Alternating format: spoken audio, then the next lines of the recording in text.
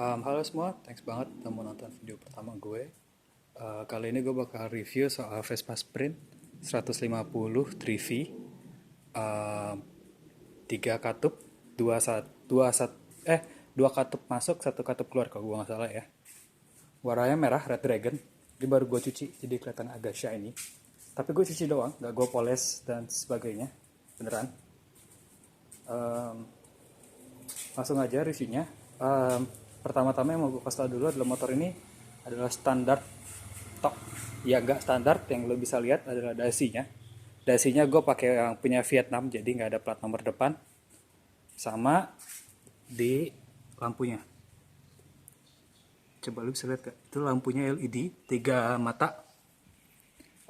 Gue pakai itu supaya biar gak ketinggalan aja sih kayak motor-motor sekarang yang udah pakai LED. Karena dia masih pakai bohlam biasa bawaannya. Lampunya terang banget dan cocok banget. Kata teman gue sih lebih terang yang Primavera ya kalau pakai LED ketimbang yang Sprint. Coba gue juga nggak pernah nyobain sih yang Primaveranya. Oke, langsung aja. Ini mesinnya 150 seperti yang tadi gue bilang 3V, 3 katup. Jadi bisa dibanding untuk lawan-lawannya sih kayak NMAX sama Vario 150 kali ya. Untuk fiturnya adalah immobilizer di kuncinya. Nah, immobilizer ini fungsinya supaya motor lo tuh nggak bisa diambil orang. Jadi tanpa kunci aslinya, motor lo itu nggak bisa dinyalain. Nah, ini kuncinya. Tada. Kalau ada yang bingung, immobilizernya di mana sih? Immobilizernya tuh di sini. Di tempat yang ini nih, yang biru-biru ini. Jadi itu kayak chip gitu, nanti dia akan kalau saling berdekatan sama tutup kuncinya dia baru bisa dinyalain. Kalau enggak, dia nggak mau. Gitu. Langsung aja kita nyalain motornya.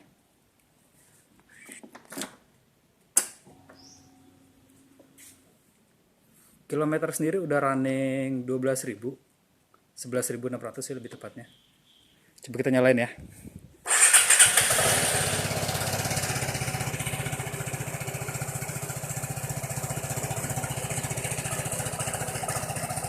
Biar gue jelasin aja fitur-fiturnya biar bisa lo lihat. Pertama dia punya tombol ini. Nah, tombol mode ini fungsinya untuk ngetahuin kilometer. Jadi lo bisa tahu kilometernya. Ada trip A, ini kilometer standar. Terus ada trip A, trip B, nah terus balik lagi. Jadi lo bisa tahu dari satu jarak ke jarak lain tuh kira-kira udah jauh berapa kilometer, berapa posisi bahan bakar lo yang lain. Kedua adalah ini buat lampu. Kalau di motor-motor sekarang udah gak ada ya, cuma karena dia build up Vietnam, jadi ada. Nah terus yang unik, ini adalah untuk lampu jauh, tapi dia punya dim. Unik banget. Ini standar, buat belok kanan kiri. Ini klakson. Oh iya, sama klakson gue udah ganti sih, punya Denso. Next, untuk bodinya sendiri, bodinya ini metal semua. Gue nggak tahu lo udah bisa denger apa enggak, tapi itu metal baja, jadi dia modelnya kayak sasis gitu. Dari bagian sini sampai ke bawah, ikut sampai belakang, itu semua modelnya besi. Jadi kayak kalau lo tahu mobil sih dia mungkin sasis ya, monokok kalau orang-orang otomotif hobi mobil bilangnya. Jadi body sama sasisnya nyatu. Ya kalau nggak salah monokok ya, sorry banget ya kalau gue sotoy. Review setahun gue yang pasti buat gue ini adalah motor dengan paintwork atau bodywork terbaik yang gue pernah lihat sih. Catnya bagus banget, gue nggak tahu lu bisa melihat beneran apa enggak, cuma buat gue ini bagus banget, bagus banget. Mungkin dari segi cahaya biar kelihatan catnya tuh bagus banget. Jadi benar-benar kayak cat mobil Eropa, dan gue berani untuk setarain seperti itu karena emang catnya bagus banget. Jadi kalau lo orang yang hobi nyuci terus detailing motor, begitu selesai nyuci lo bakal puas banget lihat motor ini karena ini benar-benar oke banget. Terus kedua, untuk power sih enak banget. Untuk 150 lah ya, motor 150 cukup nyaman. Nah, yang bedain ini sama NMAX, kalau lo pasti bingung kan mau beli ini atau NMAX, biasanya sih orang-orang gitu, adalah di stangnya. Uh, Stangnya sendiri tuh enak banget, nggak kayak NMAX yang getar-getar. Ini adalah motor dengan stang uh, paling stabil yang gue pernah rasain, bahkan lebih enak daripada Honda. Jadi pas lu gas lu nggak akan ngerasain yang namanya gas lu tuh getar-getar di tangan lu, walaupun suaranya berisik banget. Kalau lu bisa dengar suara mesinnya ya, itu berisik banget, beda banget sama motor-motor Jepang yang suaranya halus.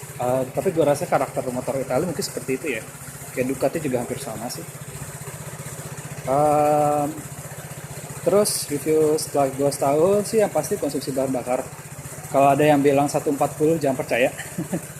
Karena gue sempet bohong juga, ternyata bensinnya memang agak boros. Pemakaian dalam kota gue cuma dapat 127. 127 ya rata-rata. Pernah sih saking borosnya gue dapat 124, tapi rata-rata 127. Paling irit gue bawa keluar kota, boncengan waktu itu berdua sama teman itu 133. Tapi asumsi bannya bahan bakarnya selalu pakai Petramax ya, gue nggak pernah pakai premium. Pernah cobain sih pakai Petralite, terus nggak enak banget, underpower.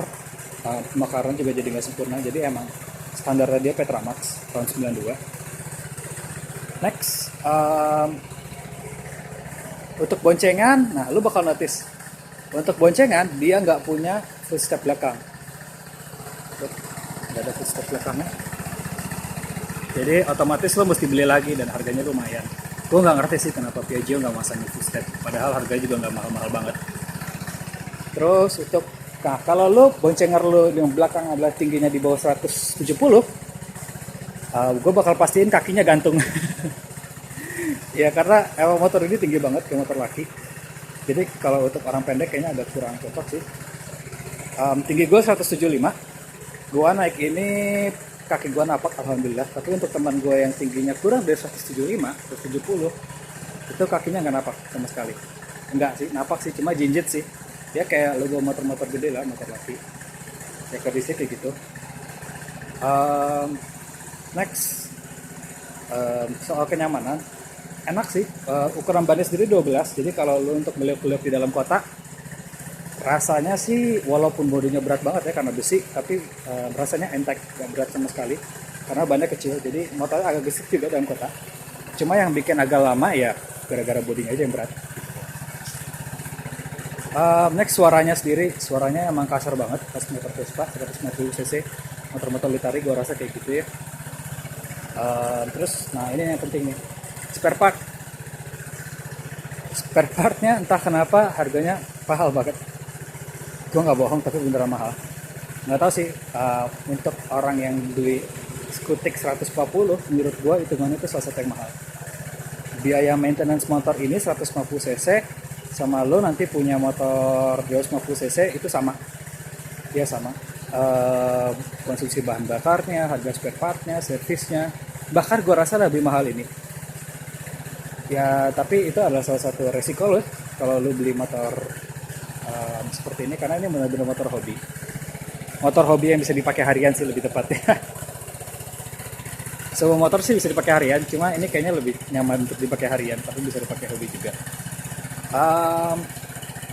Apalagi ya, terus nah kalau lo adalah orang yang bingung untuk beli motor NMAX atau beli motor ini, gue saranin lo harus mempertimbangkan beberapa hal.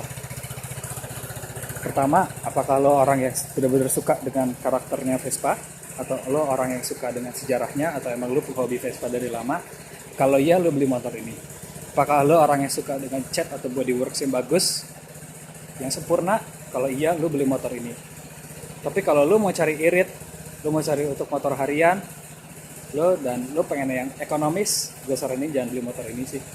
Tapi satu hal yang lo nggak bisa dapetin di motor manapun, oh ya ini Vespa gitu, ini legendaris banget men. Bodinya tuh lekukannya tuh Vespa banget gitu loh, ciri khas bodi besinya dan lain-lain. Overall gue cukup puas dengan motor ini,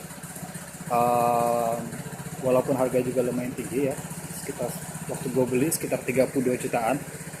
Sekarang gue nggak tahu sih, kayaknya udah naik lagi. Yang pasti motornya worth the money banget. Saran gue untuk Vespa sih kedepannya tolong banget ya, kayak perintilan footstep belakang dan lain-lain perlu banget dipakein, karena dapat juga sih kalau nggak ada gitu. Overall sekian, terima kasih. Kalau ada pertanyaan nanti lo bisa komen aja di bawah, gue berusaha untuk jawab setiap komen-komennya kok seputar motor ini. Oke, sekian gitu aja, thank you.